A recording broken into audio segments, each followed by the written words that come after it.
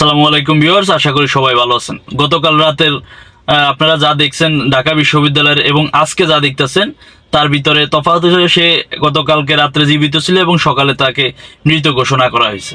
লোকটাকে রাত্রেবেলা খাওয়াইছে, খাওয়ার মধ্যে ওখানে জিজ্ঞাসা করা হয়েছে যে কেমন লাগতেছে খাবার, সে বললো যে ভালো লাগতেছে। অনেকে হয়তো এটা দেখে ঘুমিয়ে গেছেন, অনেক মজা পাইছেন যে এভাবে কথাবার্তা বলছে, কিন্তু সকালবেলা নিউজটা দেখার পরে যারা প্রকৃতপক্ষে মানুষ তারা অন্তত ঠিক নাই যে না এটা ঠিক হয় নাই। এই সমস্ত ঢাকা বিশ্ববিদ্যালয়ের মতো জায়গায় আপনি দেখবেন যে আবরার হত্যার মতো এখন শুরু করে দিয়েছে। এই সমস্ত পোলাপানের বা এই সমস্ত জঙ্গি সংগঠনের বা এরা যদি জঙ্গি না হয় বা এতটা হিংস্র না হয় তাহলে এই সমস্ত কাজ করতে পারে না। এদের শিকড় যদি এখন থেকে উগড়ে না ফেলা হয়, এটা দেখবেন যে ভবিষ্যতে আরো খারাপ হবে আওয়ামী লীগ থেকে, আরো খারাপ। যেই দল হোক, যেই চ্যাটের ভালো হোক, এদেরকে ধরতে হবে এবং আইনের আওতায় আনতে হবে, সর্বোচ্চ শাস্তি এদেরকে দিতে হবে।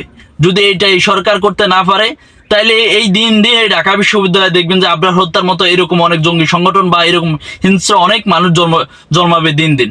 নাহলে একটা মানুষের রাত্রেবেলা এইভাবে খাওয়া দাওয়া করে দিনে সকালবেলা হইলে আপনি দেখবেন যে সে মারা গেছে।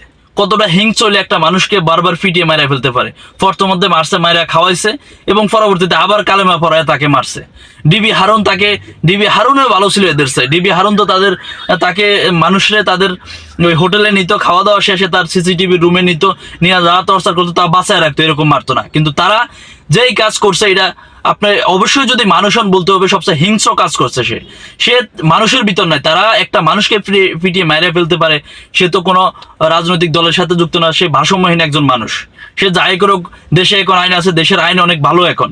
আগের সেই আইন নাই, আপনি তাকে আইনের হাতে তুলে দেন, দেশের আইন তাকে সর্বোচ্চ শাস্তি দিবে, যা আইনে আসে সেই শাস্তি গ্রহণ করবে। কিন্তু আপনারা একটা মানুষকে এভাবে পিটিয়ে মেরে ফেলতে পারেন না।